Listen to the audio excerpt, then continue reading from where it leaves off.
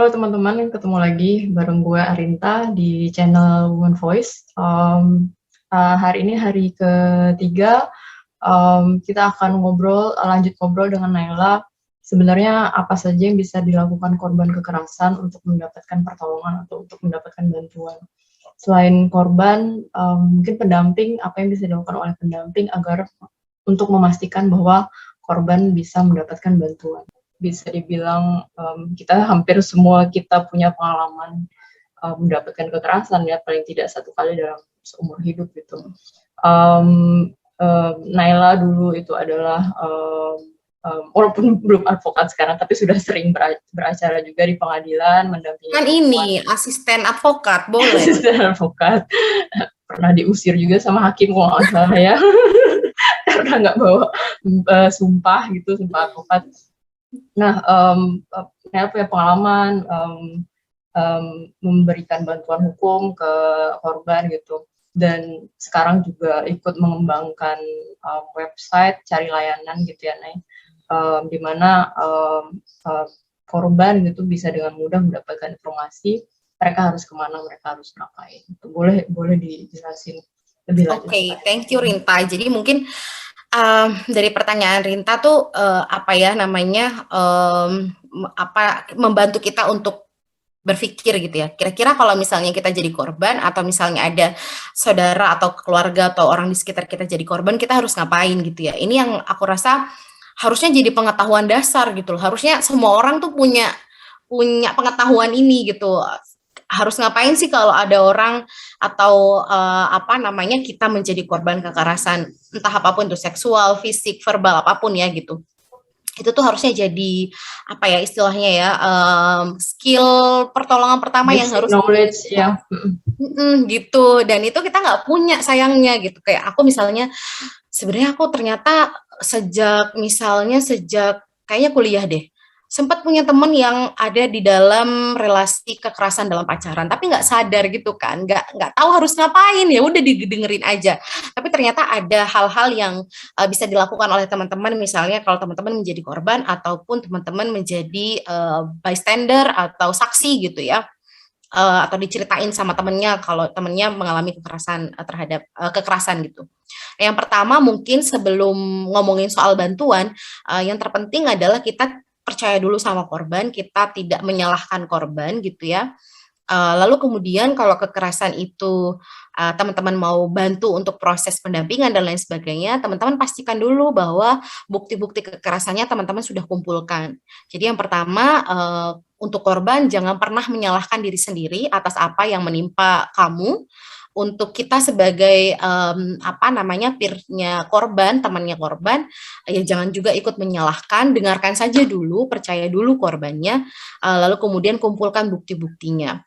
Nah, ini mungkin juga yang banyak disalahartikan ya Rin di luar sana, percaya korban nanti ini gimana nih presumption of innocence-nya pelaku gitu kan. Ya. Sebenarnya itu nggak kemudian menghapuskan asas praduga nggak bersalah dong. Orang ini kita situasinya personal antara teman kita dengan kita kan gitu. Jadi ya kita percaya saja dulu, lalu kemudian kumpulkan bukti-buktinya. Percaya itu nggak kemudian percaya yang nggak meragukan apapun gitu ya, atau nggak mengklarifikasi apapun gitu kan. Tetap aja perlu ada klarifikasi, tetap aja perlu ada verifikasi bukti-bukti dan lain sebagainya. Dan itu bukan dalam kerangka yang kita kemudian curiga, nggak percaya korban gitu. Tetap harus ada prinsip percaya korban itu tadi.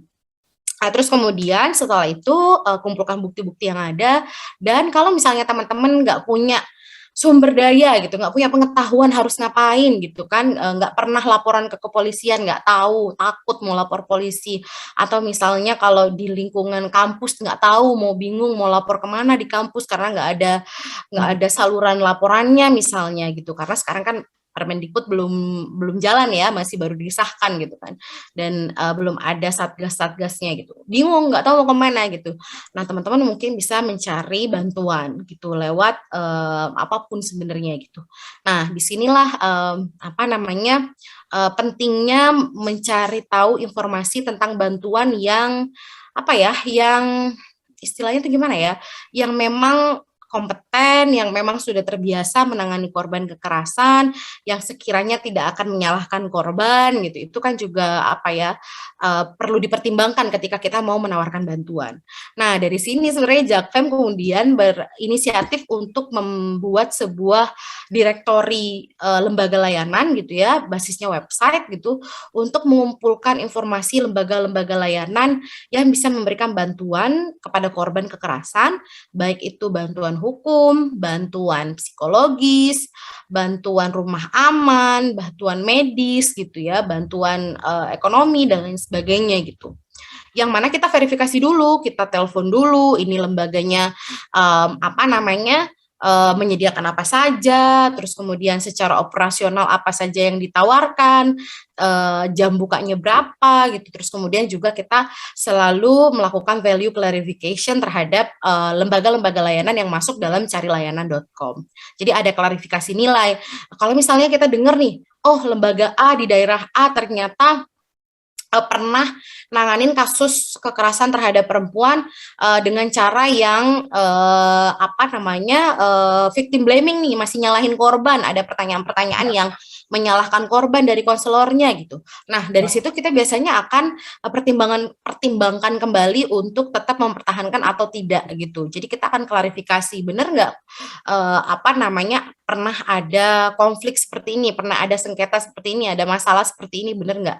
Kalau ternyata memang terbukti benar, maka kita biasanya akan tunda dulu gitu ya, atau di drop dulu lah ya, ditaruh di waiting list untuk masuk di dalam carilayanan.com. Jadi sebenarnya kalau sekarang kita punya 100 lembaga layanan yang terhimpun di dalam carilayanan.com, itu masih banyak lagi sebenarnya yang ada di list kita, tapi kita masih perlu klarifikasi nilainya bagaimana, klarifikasi jejak rekam si lembaga bantuan korban ini seperti apa, karena kita nggak mau menempatkan korban ke dalam posisi yang apa ya membuat dia menjadi lebih trauma kembali dan lain sebagainya. Jadi kayak sebisa mungkin lembaga layanan yang ada di dalam carilayanan.com punya prinsip-prinsip yang berperspektif korban gitu. Nah, jadi kalau misalnya teman-teman iseng sekarang mau buka carilayanan.com, nah di situ nanti teman-teman ada tuh tampilannya tuh bantuan apa yang dibutuhkan di kota mana misalnya. Nah, nanti muncul tuh misal teman-teman ketik bantuan hukum di Jakarta, keluar tuh LBH Jakarta, LBH Apik, LBH Masyarakat, terus kemudian PBHI dan lain-lain. Jadi akan muncul informasi yang dibutuhkan oleh teman-teman. Tapi memang tidak semua daerah punya lembaga layanan yang apa namanya yang kemudian masuk di dalam carilayanan.com, karena memang di daerah-daerah juga sumber dayanya terbatas, lalu kemudian yaitu ya tadi masalah soal klarifikasi nilai belum selesai juga di kita gitu. Ya. Nah itu sih Rinta. Makasih karena udah nambahin selain bagaimana korban harus mencari layanan, tapi juga bagaimana mendampingi korban gitu, dan poin lu tuh valid banget ketika, dan gue sangat sepakat ketika lu bilang bahwa kita harus cari mungkin pihak-pihak yang sudah punya pengalaman dalam melakukan pendampingan. Kenapa? Karena betapa sulitnya juga kita menentukan strategi pendampingan itu, karena selain victim blaming ya, kita bahkan bisa dipidana salah-salah nyebarin di medsos gitu kan, kena undang-undang ITE, salah-salah apalagi kita bisa dipidana. Kemarin Ibu V di Karawang memarahi suaminya karena suka mabuk, bahkan dituntut gitu, walaupun progresnya bagus sekarang, jaksa dan polisi yang menangani kasus itu pada dimutasi, tapi hakimnya nggak tahu ya Tar ya. Iya, kita nggak tahu, mutasi juga bukan dipecat kan, mutasi doang. Jadi sulit di negara ini mendapatkan keadilan, bisa dibilang sih, bukan yang nggak mau optimis ya, tapi memang kita ketika kekerasan terjadi itu penting sekali mencari informasi, dan informasi itu harus beneran ada di genggaman kita kalau kita punya handphone ya. Mungkin kalau di daerah yang internetnya masih sulit mungkin akan lebih sulit gitu. Tapi banyak orang yang bisa kita reach out untuk minta bantuan, bahkan misalnya sekedar banyak banget yang DM Instagram misalnya aksi atau Women Voice atau mungkin Jakfem gitu ya, untuk tanya saya mesti kemana gitu, dan biasanya pasti bisa dapat informasi gitu. Jadi ya teman-teman bisa cek carilayanan.com, itu lumayan komprehensif ya, ada banyak banget list layanan yang bisa dilihat di situ gitu, dan sudah direview kata Naya gitu ya. Sayangnya Komnas Perempuan nggak ada di semua daerah ya Naya. Ya, sayangnya dia cuman ini ya, nasional ya, nggak punya kantor cabang gitu kan. Betul. Dan mandatnya emang nggak bisa nanganin kasus ya Rin ya, jadi emang sangat terbatas sekali mandat Komnas Perempuan. Sementara ekspektasi kita nih sebagai teman-teman perempuan, pendamping korban itu kan gede banget ya Komnas Perempuan. Betul. Kita berharap dia bisa cepat respon gitu ya, Betul. bisa ngasih perlindungan dan lain-lain gitu.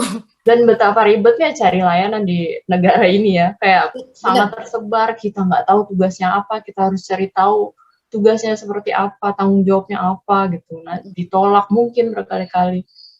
Dan yang sebenarnya bikin gimana ya, lucu, miris gitu ya.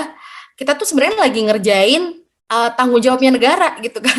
Ini yang tugasnya negara ya. Benar. Buat ngasih perlindungan ke korban kekerasan, buat nyediain rumah aman, buat ngasih visum gratis, buat apalagi nih kebutuhan korban kekerasan, ngasih dampingan hukum dan lain sebagainya. Itu kan sebenarnya tanggung jawabnya negara. Cuman ya karena negaranya belum mengarah ke situ, akhirnya kemudian teman-teman pendamping, teman-teman pengada layanan yang harus babak belur tuh, udah harus hadapi korban, belum diancam sama pelaku ya kan, karena kan ancaman terhadap ancaman yang dilakukan pelaku biasanya nggak cuma kepada korban tapi juga kepada pendamping korban, belum soal ancaman undang-undang ITE, belum soal tadi kata Rinta juga kan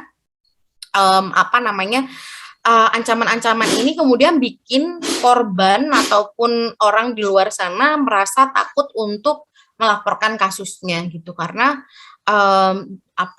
khawatir dengan segala bentuk ancaman tadi. Selain soal ancaman, juga soal budaya yang masih menormalisasi kekerasan misalnya, itu juga membuat korban-korban nggak mau lapor karena pasti nggak ada orang yang percaya. Makanya prinsip percaya pada korban itu sebenarnya penting.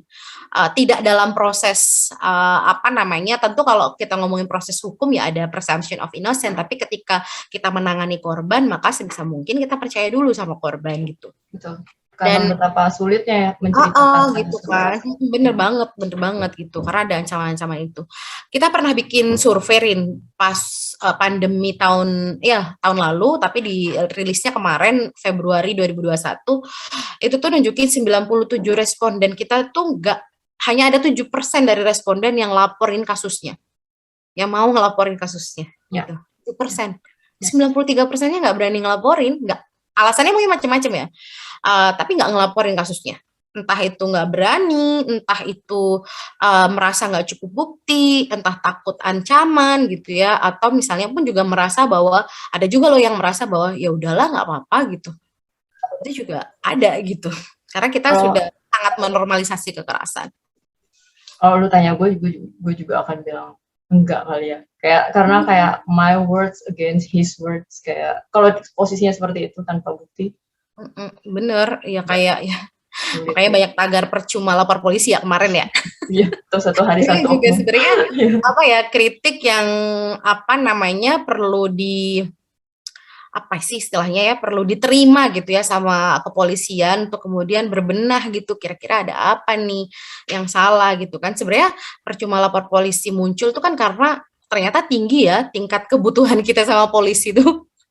Ya sebutuh itu sebenarnya ke polisi, karena memang ya gimana, lewat cara apa coba kita bisa nangkep pelaku, bisa dapat keadilan, bisa bisa menghentikan kekerasan yang dilakukan oleh pelaku kalau misalnya pelakunya berkeliaran gitu kan, pelakunya masih ada di sekitar kita gitu kan. Jadi gimana caranya kita bisa menghentikan? Ya satu-satunya emang salah satunya ya, bukan salah satunya juga sih. Ya, salah satunya memang lewat penegakan hukum gitu. Dan pintu penegakan hukum pertama itu kan ada di kepolisian. Ya. Itu sih. Pertanyaan terakhir sebelum diakhiri sesinya. Kalau misalnya untuk perempuan yang berhadapan dengan hukum, apalagi sebagai tersangka, terdakwa, mendapatkan kekerasan, apa yang bisa dia lakuin? Ini sangat sulit ya, situasinya sulit banget karena dia ada di dalam udah ada di dalam proses apa namanya proses hukum atau proses persidangan pidana gitu ya. Sorry, peradilan pidana gitu ya. Yang mana aksesnya jadi makin terbatas, nggak pegang handphone, Ya. nggak punya keluarga yang ada di dalam, nggak ada teman, nggak kenal sama teman, berhadapan langsung sama polisi. Dan memang kita harus akuin kalau misalnya berhadapan dengan hukum, itu udah posisi kita langsung jeblok gitu ya, langsung timpang ya antara kita dengan aparat penegak hukum gitu kayak nggak tahu ya kita masih jauh banget dari memperlakukan orang yang berhadapan dengan hukum secara manusiawi itu kayak jauh banget gitu loh. Nah, situasinya jadi makin sulit karena aksesnya sangat terbatas. Jangankan bantuan untuk kekerasan yang dialami, bantuan untuk pendampingan hukum atau akses ketemu keluarga aja biasanya dibatasi di awal-awal penangkapan dan penahanan di kepolisian misalnya. Jadi kalau misalnya terjadi penyiksaan, kita sebutnya penyiksaan ya kalau ada kekerasan yang dilakukan oleh aparat penegak hukum dalam proses peradilan pidana gitu kan. Kalau ada penyiksaan yang dilakukan oleh kepolisian gitu ya, atau aparat penegak hukum lainnya, maka akses itu jadi makin berlipat-lipat kali susahnya gitu. Udah pelakunya adalah aparat yang berwenang gitu kan. Kemudian situasinya mereka teman-teman yang berhadapan dengan hukum itu dibatasi dengan tembok-tembok itu apa namanya penjara gitu misalnya atau tembok tahanan gitu kan. Jadi makin sulit aksesnya. Dan kalau ditanya apa yang bisa dilakukan, yang menurut aku bisa dilakukan yang pertama adalah sebisa mungkin mengumpulkan bukti dulu dan mengumpulkan informasi siapa sih yang melakukan kekerasan terhadap kita. Jadi ingat-ingat tuh misalnya dilecehkan atau dipukulin atau disiksa gitu ya dengan oleh aparat gitu ya, diingat aja siapa namanya, terus kemudian apa namanya jabatannya apa kira-kira gitu kan, kapan kira-kira teman-teman mengalami itu. Jadi teman-teman ingat itu kalau misalnya teman-teman punya akses untuk menuliskan situasi atau pengalaman yang terjadi, teman-teman bisa tuliskan biar teman-teman nggak lupa, ceritakan kepada teman di sekitar teman-teman, teman-teman sekamar gitu ya, bukti-bukti memar dan lain sebagainya, ceritakan di mana bagiannya, diapakan, detailnya itu ceritakan kepada ya tentunya sebenarnya harus pada orang yang teman-teman percaya. Tapi kalau di situasi kayak di dalam tahanan, gimana caranya kita bisa seleksi mana nih yang bisa saya percaya gitu. Kalau menurutku cerita aja ke teman yang paling teman-teman bisa percaya atau teman dekat gitu ya, dan lain sebagainya itu untuk apa istilahnya meninggalkan jejak gitu ya, bahwa ada orang yang tahu teman-teman mengalami kekerasan. Nah, ketika teman-teman sudah bisa punya akses terhadap orang luar, keluarga, pengacara dan lain sebagainya, teman-teman bisa mulai ceritakan juga pengalaman apa yang teman-teman alami selama proses penahanan. Karena apa yang teman-teman alami itu adalah bentuk penyiksaan, bentuk pelanggaran hukum dan teman-teman harus apa ya bukan harus sih ya tapi ini kita mendorong ya teman-teman untuk berani gitu ya apa namanya menceritakan pengalamannya karena ya teman-teman nggak seharusnya mendapatkan itu. Nah hal lainnya mungkin aku nggak pengennya sih husnudon ya sama polisi gitu ya, berpikiran baik gitu ya sama polisi. Tapi kalau misalnya memang mengalami juga dan teman-teman melihat ada potensi kesempatan gitu ya untuk cerita atau ngelaporin kasusnya langsung kepada atasannya si pelaku itu juga bisa dilakukan. Kalau teman-teman punya cukup keberanian untuk melaporkan itu. Karena itu harus dihentikan. Biasanya tuh itu tuh akan terjadi apa ya keberulangan terus gitu loh kalau teman-teman membiarkan itu gitu atau lingkungan sekitarnya membiarkan itu. Jadi kalau teman-teman punya cukup keberanian didukung sama teman-teman yang lain atau keluarga bisa langsung aja laporkan kepada pihak atasannya, entah itu kapolseknya, unitnya atau apapun itu teman-teman bisa lakukan. Gitu.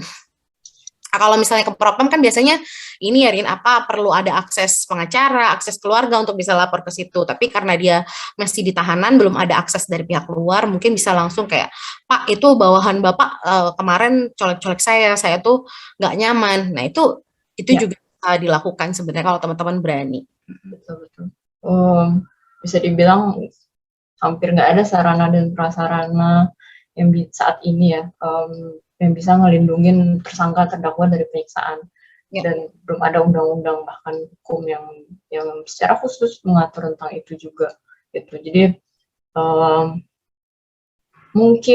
mungkin kalau ada ketakutan juga melapor, nanti kita semakin sulit di dalam, semakin hidupnya semakin sengsara karena polisinya tahu kita melapor dan ngomong ke orang gitu. Jadi apa ya? Mungkin yang bisa kita lakukan sekarang adalah sudah banyak cerita dari teman-teman yang pernah jadi tersangka, terdakwa atau WBP gitu di lapas, cerita-cerita yang bisa kita kumpulkan gitu ya, dan ya bisa kita jadikan sebuah bahan bakar untuk advokasi gitu, karena memang sulit menjawab pertanyaan itu, apa yang bisa dilakukan kalau mendapatkan penyiksaan di dalam tahanan gitu ya. Terima kasih teman-teman yang udah nonton dari awal sampai akhir. Setelah ini akan banyak diskusi lainnya, jadi silahkan like dan subscribe di channel Women Voice. Dan kalau teman-teman ada pertanyaan, tinggal tulis komen di bawah. Nanti admin akan balas komen-komen tersebut kalau ada pertanyaan. Terima kasih, sampai ketemu di diskusi selanjutnya. Thank you.